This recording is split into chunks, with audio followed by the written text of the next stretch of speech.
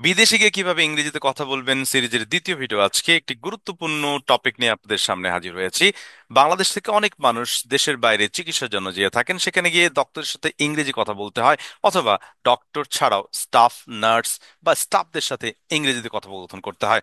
এই জন্য অনেকেই অনেক রকমের প্রবলেম ফেস করেন ইংরেজি না বোঝার কারণে অথবা না গুছিয়ে বলতে পারার কারণে।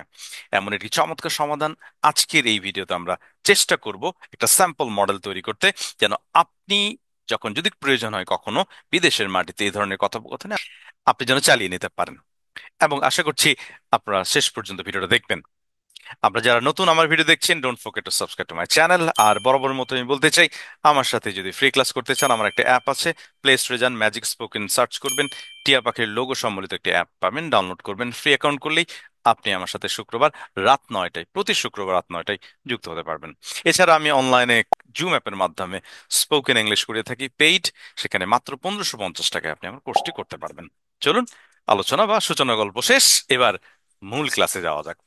বিদেশে ডাক্তারের সাথে কথোপকথন, ডক্টর এবং পেশেন্ট, কি আলোচনা হতে পারে আমরা আজকে ছোট্ট একটি ভিডিওর ভিতর দিয়ে আমরা চেষ্টা করব তুলে নিয়ে আসতে।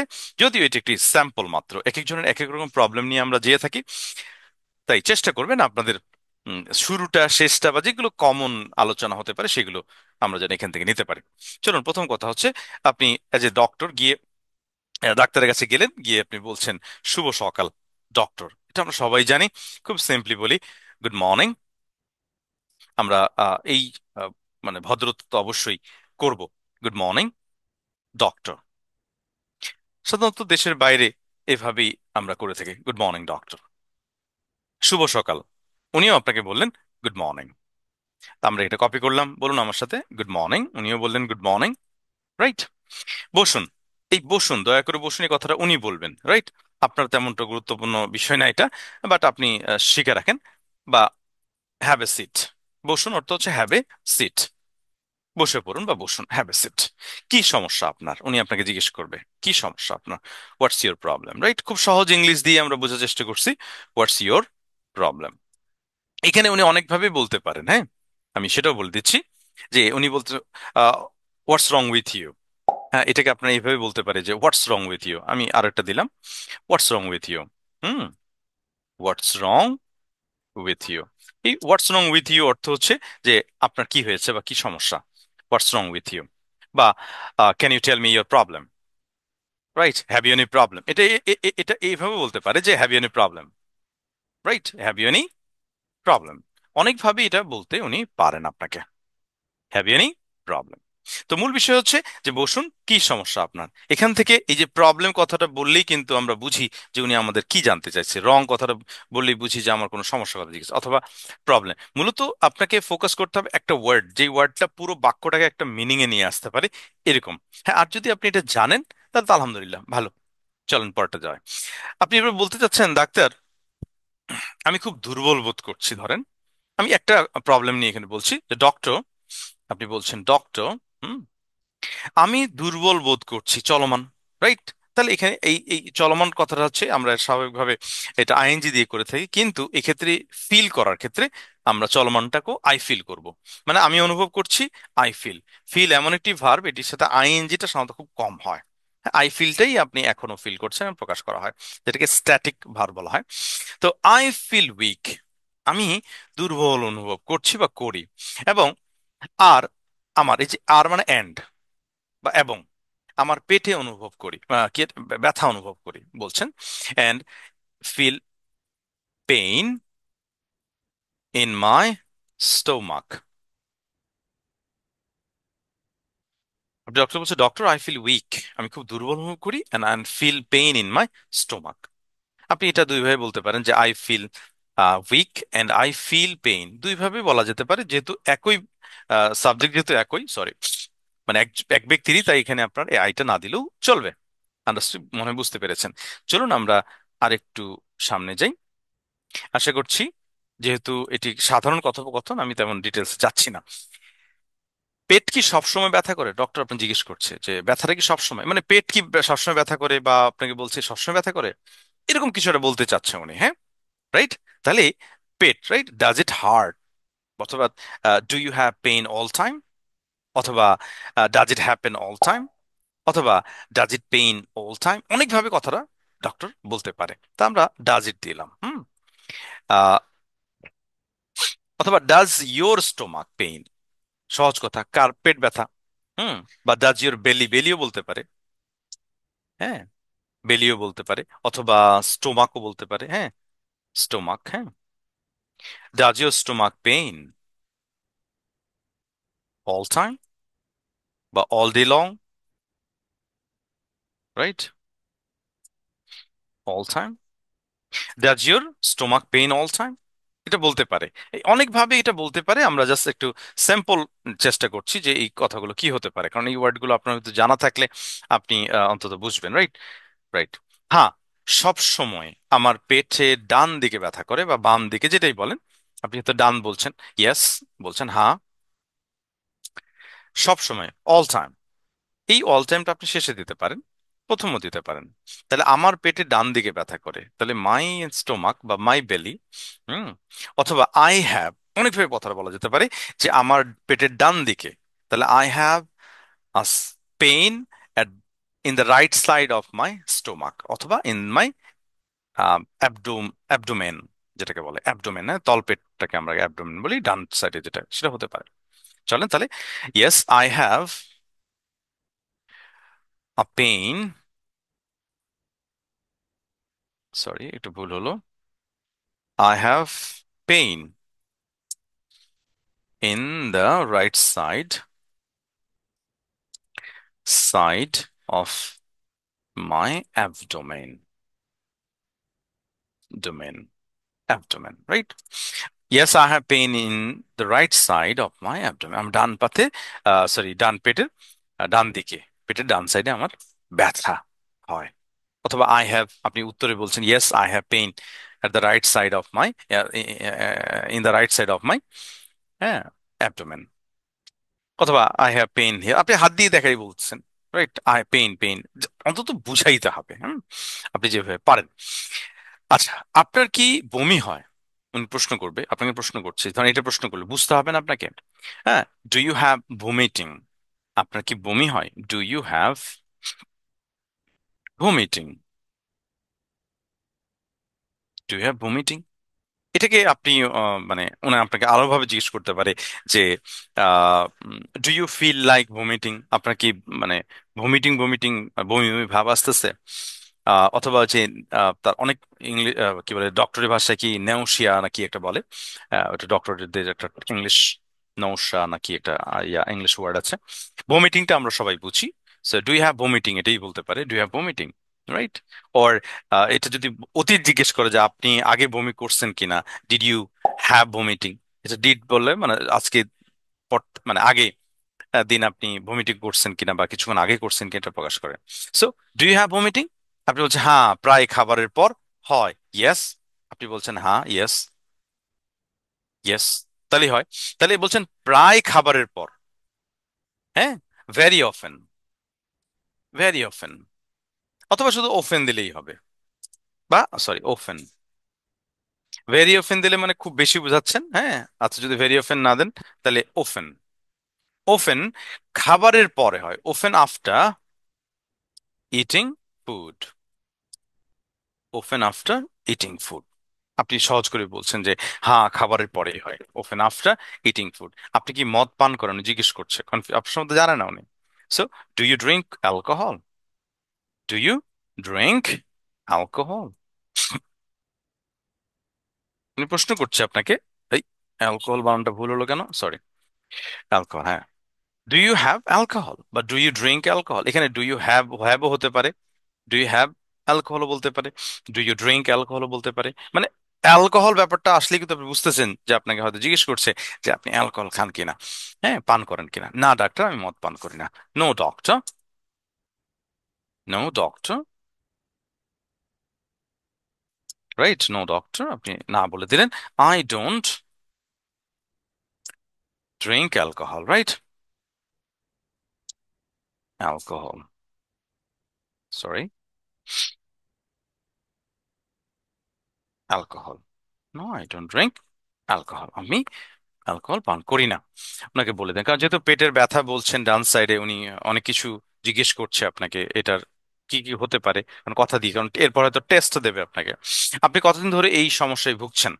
এটা গুরুত্বপূর্ণ একটা প্রশ্ন আপনাকে জিজ্ঞেস করবো, যে হাউ লং, কতদিন, মানে হাউ লং, সময়ের দীর্ঘতা জিজ্ঞেস করার জন্য আপনাকে হাউ লং বলতে পারে, এবং এটাই বলে। How long have you been, have you been, যেহেতু দীর্ঘ সময় ধরে ভুগছেন জিজ্ঞেস করবে, হ্যাভ ইউ বিন দিয়ে জিজ্ঞেস করবে। হ্যাঁ, how long have you been facing facing this problem. যেহেতু এখনো উনি রোগটা ধরতে পারে নাই, ওই জন্য প্রবলেম হিসেবেই আমরা এখনো তাকে ইয়া করছি, মূল্যায়ন মানে নামকরণ করছি, এটা একটা সমস্যা। এই সমস্যায় কতদিন ধরে আপনি ভুগছেন, how long have you been facing. অথবা আপনি এটা বলতে পারেন, উনি এখানে ফেসিং সাফারিং বলতে পারে, সাফারিং।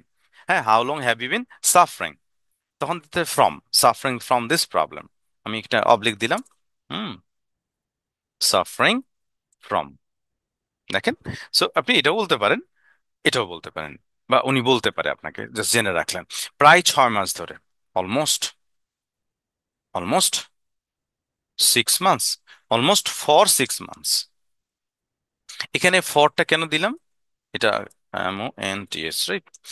সময়ের সমষ্টি সবসময় আপনারা ফর ইউজ করবেন, হ্যাঁ, সময়ের সমষ্টি, এই জন্য এটা ফর দিলাম। প্রায় 6 মাস ধরে। আচ্ছা, বুঝলাম, ডাক্তার বলছে আই সি, বুঝলাম ইংলিশ হচ্ছে এখানে, মানে ডাক্তার বুঝতে পারছে, ও আই সি, আই সি, বুঝলাম। আচ্ছা, আসল কারণ, কারণ জানতে হলে আপনার কিছু টেস্ট করতে হবে। ডাক্তার এখন বলছে যে আসল কারণটা জানার জন্য, তাহলে আসল কারণ জানতে হলে এটার ইংলিশ আমরা সহজ করে টু দিয়ে করতে পারি। অনেকভাবে এটা করা যায়, টু দিয়ে করেন। টু নো, দেখেন, to know the main reason, to know the main reason, হ্যাঁ, আসল কারণ জানতে আপনার কিছু টেস্ট করতে হবে। তাহলে ইউ মাস্ট দিতে পারেন, যেহেতু বাধ্য অবশ্যই টেস্ট করতে হবে, মাস্ট দিতে পারেন, অথবা ইউ হ্যাভ টু দিতে পারেন, রাইট? আপনি যেটা মানে আপনার কাছে মনে হয় সহজ, আপনি বলতে পারেন। বা ডাক্তার আপনাকে বলতে হ্যাভ টু বলতে পারে, মাস্টও বলতে পারে। হ্যাঁ, right, you must do some test, some test. আপনাকে বলছে যে আপনাকে you must do some test, আপনাকে কিছু টেস্ট করতে হবে, অথবা you have to do some, এই যে মাস্টের জায়গায় আপনি হ্যাভ টু দিতে পারে, উনি বলতে পারে আপনাকে ইউ হ্যাভ টু, হ্যাঁ, ডু সাম টেস্ট। আপনি জিজ্ঞেস করছেন কোন টেস্ট ডাক্তার, আর যদিও আসলে এটা জিজ্ঞেস করার সুযোগ নেই, ডক্টর টেস্ট লিখে দেয়। Hmm, hmm, what kind of test doctor. Hmm, তখন আপনি, যদি এটা একটা কথোপকথনের জন্য আমরা দিচ্ছি, হ্যাঁ, রাইট, হোয়াট কাইন্ড,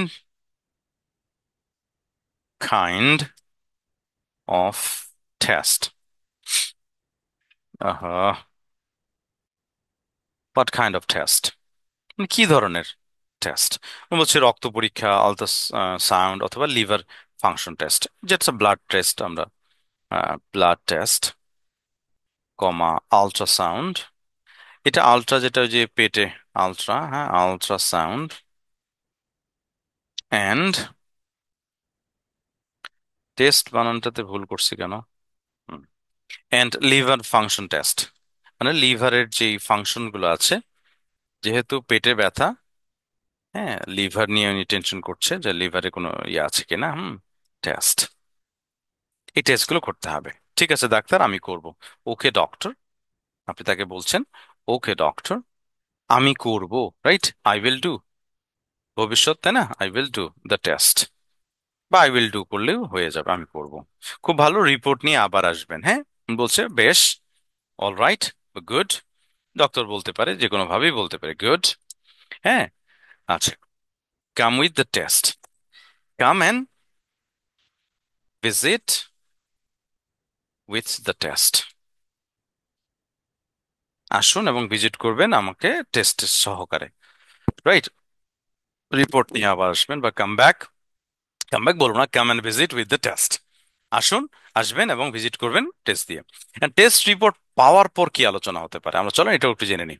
আপনার ধৈর্য কি হারিয়ে গেছে? আমি দ্রুত যাচ্ছি আজকে, বেশি ব্যাখ্যায় যাচ্ছি না, কারণ এগুলো একদম ডায়ালগ টাইপ তো, এখানে আসলে ওইভাবে জটিল কিছু তেমন নেই, হ্যাঁ, সহজেই বুঝতেছেন আমি মনে করছি।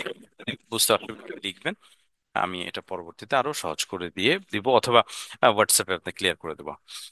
হ্যালো, আমি আপনার রিপোর্টগুলো দেখেছি, রিপোর্ট জমা করছেন, করার পর ডক্টর এখন দেখছে, দেখার পর আপনি আবার গেছেন যে ডক্টর কি পরামর্শ দিবে না দিবে, right?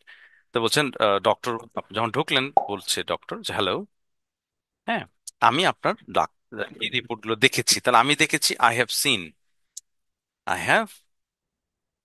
Scene your reports. Hmm, your reports, আমি আপনার রিপোর্টস দেখেছি। সমস্যা কি ডাক্তার, আপনাকে জিজ্ঞেস করবেন না? তো বললেন হোয়াটস মাই প্রবলেম, বা হোয়াটস দ্য প্রবলেম। সমস্যা কি ইংলিশ হচ্ছে what's the problem doctor. Doctor, কি সমস্যা? ডাক্তার বলছে আপনার লিভার সিরোসিস হয়েছে। লিভার সিরোসিস, এটা ইংলিশে লিখে রেখেছে কারণ এটা আসলে মানে বানানটা একটু পিকুলিয়ার। হুম, এবং এটা একটা রোগের নাম। আপনার লিভার সিরোসিস হয়েছে, তাহলে you have liver cirrhosis. Liver একটা ঘা, লিভার একটা ঘার মতো। হ্যাঁ, যেটা লিভারের একটা ঘা হলে হয়, যেটা liver cirrhosis. You have liver cirrhosis. Cirrhosis, liver cirrhosis. You have liver cirrhosis. Liver cirrhosis, এই তো, রাইট। ও, তখন আপনি তাকে বলছেন যে ও, মানে এটা শুনে একটু শকড হলেন। হয় স্বাভাবিক, মানে আচ্ছা, সাধারণত রোগ আমার জীবনে এটা ঘটে থাকে, অনেকে আক্রান্ত হই আমরা। ও, এখন কিছু করার নেই তো, রোগ তো মানে উপরওয়ালা আমাদের সৃষ্টিকর্তা মহান রব্বুল আলামিনের হুম দেয়া, ওনার মাধ্যম থেকেই সবাই আসে। ওকে, তাহলে এটা কি খুব গুরুতর? Is it serious disease? এটা কি খুব গুরুতর? Is it serious disease? বা ইজ ইট সিরিয়াস বললেও হয়, কিন্তু এটি বলছে হ্যাঁ এটি দীর্ঘমেয়াদী রোগ। হ্যাঁ, ইয়েস, উত্তর হচ্ছে ইয়েস। হ্যাঁ, এটি একটি, ইটস আ ক্রনিক ডিজিজ, এটি দীর্ঘমেয়াদী। ইটস আ ক্রনিক ডিজিজ, এই যে ক্রনিক মানে দীর্ঘমেয়াদী ডিজিজ, এটি একটি দীর্ঘমেয়াদী ডিজিজ। এখন আমার কি করা উচিত? এটা খুব এজ এ পেশেন্ট হিসেবে খুবই কমন কোয়েশ্চেন। এখন আমার কি করা উচিত? What should I do now? What should I do now? এখন আমার কি করা উচিত? What should I do now? বড় হয়ে গেছে, বলে ছোট করছি এটা। আচ্ছা, আপনাকে তেল ঝাল অস্বাস্থ্যকর খাবার খাওয়া বন্ধ করতে হবে। তাহলে বন্ধ করতে হবে, you have to stop. You have to stop, এই যে আপনাকে বন্ধ করতে হবে, ইউ হ্যাভ টু স্টপ। কি? খাওয়া, eating. You have to stop eating. Eating কেন হলো? কারণ স্টপ এমন একটি ভার্ব, এর পরে যদি কোনো ভার্ব থাকে সেটি অবশ্যই আইএনজি হবে। এরকম অনেক ভার্ব আছে যার পর ভার্ব বসলে আইএনজি হয়। যদি আপনি চান তাহলে এরকম আরেকটা ভিডিও আমি আনবো যে কোন কোন ভার্ব আইএনজি হবে, লিখবেন আমাকে। আচ্ছা, তাহলে I have to stop eating, আমাকে খাওয়া বন্ধ করতে হবে। কি? এই দেখেন, তেল, ঝাল ও অস্বাস্থ্য খাবার, তাহলে oil, right? Oil or oily food. তারপর হচ্ছে স্পাইস, ঝাল, মশলাজাত। হ্যাঁ, অ্যান্ড আনহাইজেনিক ফুড। এই যে আনহাইজেনিক, বানানটা দেখেন একটু পিকুলিয়ার, লিখে রাখছি যেন ঝামেলা না হয়। Unhygienic foods. তাহলে কাজ হচ্ছে you have to stop eating oily. Oil না দিয়ে অয়েলি দেই, হ্যাঁ, অয়েলি, স্পাইসি। স্পাইস না দিয়ে স্পাইসি, আসলে এখানে যে যুক্ত খাবার, হ্যাঁ। তাহলে স্পাইসি অ্যান্ড আনহাইজেনিক ফুড। আচ্ছা, আচ্ছা, আমি লিভারকে সাপোর্ট দেয়া, এবং ডাক্তার বলছে আমি লিভারকে সাপোর্ট দেয়া ও জটিলতা কমানোর ওষুধ দেব। তাহলে আই উইল, বা আমি দিচ্ছি, ও বলতে পারে I will give you, I will give medicine. হ্যাঁ, ইউ বাদ দেন, মেডিসিনস, মেডিসিনস, হ্যাঁ, মেডিসিন। এই মেডিসিন বানানটা ভুল হচ্ছে কেন?